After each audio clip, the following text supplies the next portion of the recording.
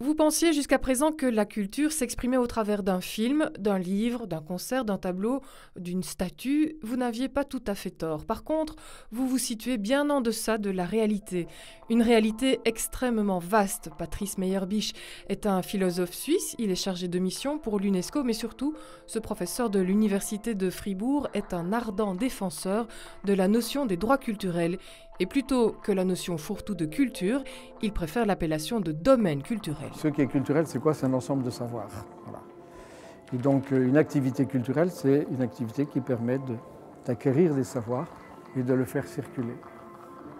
Quand l'UNESCO, dans la déclaration de 2001, définit une action culturelle, une activité culturelle, c'est une activité qui est porteuse d'identité, de savoir et de sens.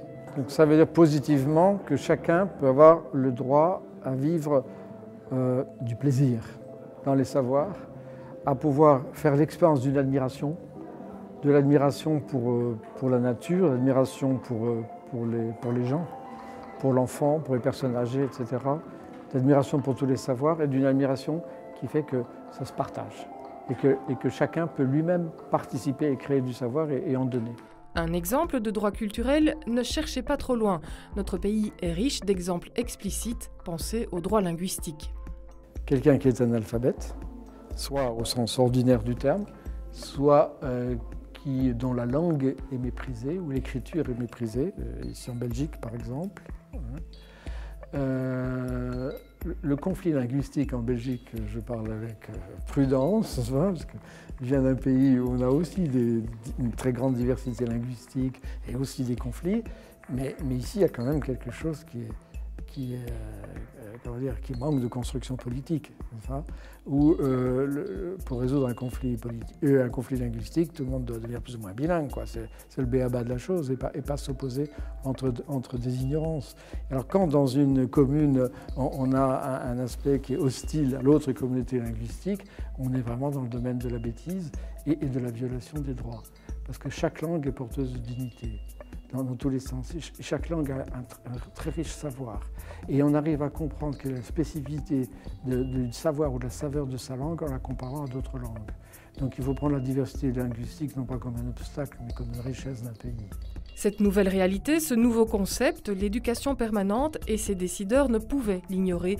Ils ne l'ont pas occulté. La preuve avec cette première étape, celle d'informer, de sensibiliser les acteurs de terrain, eux qui sont en contact avec la base, comme on dit. Dans, je dirais, le discours autour des politiques culturelles, la question des droits culturels a tout d'un coup débarqué. Elle existe depuis un certain temps en Europe, mais chez nous, elle était peu présente. Et par contre, elle est arrivée dans le texte du nouveau décret sur les centres culturels. Et c'est vrai que c'est une autre façon de poser le problème en disant, ben voilà, les gens ont des droits culturels et les États, les services publics, les associations, etc., doivent garantir que ces droits puissent être effectifs, comme l'ensemble des droits de l'homme d'ailleurs. Et donc on s'est dit, ben voilà, comme ce concept arrive un peu dans le paysage, il faut peut-être s'en emparer, le questionner, que chacun puisse se l'approprier dans le secteur, parce qu'on sent bien qu'à l'avenir, une partie des politiques culturelles publiques vont se construire autour de ce concept. Le hic, vous vous en doutez, le nerf de la guerre, l'argent. La culture est souvent sacrifiée, elle est devenue en cette période de crise l'enfant pauvre des budgets. Grosse erreur ? La culture au sens des activités artistiques doit être gardée comme quelque chose de tout à fait essentiel depuis l'école primaire, en tout cas, et dans l'activité de tous les jours.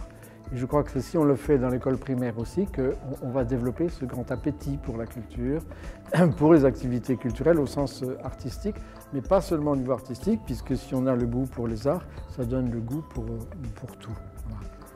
Et donc c'est une erreur, parce que c'est ce qui est central pour la personne humaine.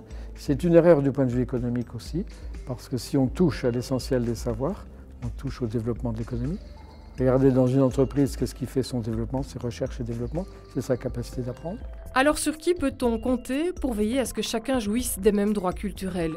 Bien sûr, chaque individu devrait pouvoir être attentif à la manière d'exprimer sa culture et d'être suffisamment armé pour comprendre et respecter celle des autres. L'État lui aussi voit sa responsabilité engagée dans ce processus. Comment favoriser l'éveil des individus à l'art, au savoir, à la culture? Comment conscientiser le plus large nombre via les grands médias? Pas si sûr. Il faut prendre le public, pas du tout pour des imbéciles, mais pour des gens qui ont besoin d'informations pointues, simples. Et c'est ça qui est vraiment difficile dans le métier de médiateur, n'est-ce pas? Simple parce que si on prend un langage technique, les gens vont zapper, vont aller ailleurs, mais pointu parce qu'en peu de mots, des fois, on peut dire des choses puissantes qui sont respectueuses de la diversité culturelle, c'est le premier point. Deuxième point, ça veut dire respectueuse de la complexité. Troisième point, ne pas être simplement événementiel, mais montrer les processus en cours, ce qui est évidemment le plus embêtant parce qu'on peut traiter un sujet événementiel en quelques minutes, tandis que d'aller faire la recherche pour montrer un événement, il y a l'idée de parler beaucoup plus de choses assez classiques qui ne vont pas que de choses qui vont et qui donnent une image tout à fait déformée et rend une bonne partie des gens passifs. Pour Patrice Meyerbeich, le maître mot reste l'observation. C'est l'observation. La théorie, c'est un vieux mot grec, théoria, qui voulait dire d'abord observer.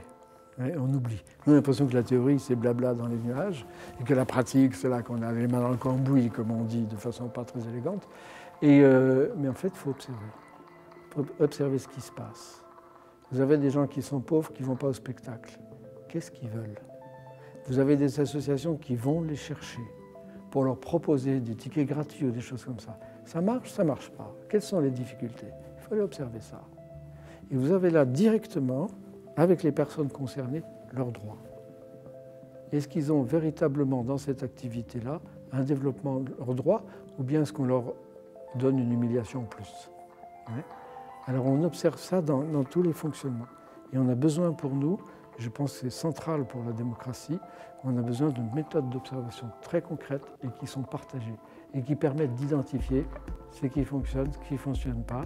Parce qu'avec ce référentiel, si vous voulez, des droits culturels, dans le cas précis, on a un référentiel de valeurs qui est à la fois très libéral, puisque c'est les libertés qu'on veut développer, et à la fois très exigeant, hein, parce que c'est liberté pour tous, y compris pour les plus pauvres. Et avec ces critères-là, et ces obligations qui doivent être définies, on a un référentiel d'observation qui permet de mieux comprendre ce qui se passe et donc de développer des propositions stratégiques appuyées sur des indicateurs concrets. Un nouveau défi donc pour l'éducation permanente en Fédération Wallonie-Bruxelles, déjà active depuis plus de 25 ans. Le nouveau décret sur les centres culturels va certainement, de mon point de vue, dans ce sens-là. Maintenant, c'est aux acteurs aussi d'inventer des nouvelles formes de médiation. Et surtout, l'enjeu, c'est que tous les secteurs de la société s'emparent de cette question, c'est-à-dire regardent les problèmes avec la perspective culturelle. Et ça, c'est un enjeu énorme. Pour le dire autrement, la question de la culture n'intéresse pas que les gens qui travaillent dans la culture. La question de la culture est une question transversale de la société. C'est un peu le thème de la journée d'aujourd'hui, c'est ce que Patrice Meyerbeich est venu expliquer en disant les droits culturels, c'est ce qui fonde d'une certaine façon l'ensemble des autres droits, avec une philosophie qui tourne autour du respect des droits de l'homme, évidemment. Et alors une journée comme celle-ci où les acteurs de terrain viennent se nourrir en quelque sorte d'une réflexion, c'est quoi? C'est une petite graine qui est semée et on attend qu'elle germe et que les acteurs de terrain répercutent ce qu'ils ont appris ou entendu aujourd'hui?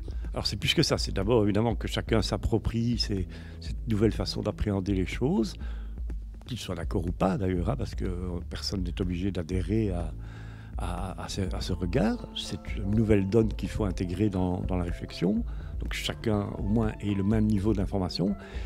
Mais au-delà de ça, ce qui se fait cet après-midi dans les ateliers porte beaucoup plus sur des échanges de pratiques, sur comment, au travers de la coopération, partenariat entre associations culturelles, qu'elles soient d'éducation permanente ou les centres culturels ou des bibliothèques publiques ou des maisons de jeunes ou des administrations communales ou des CPS, etc.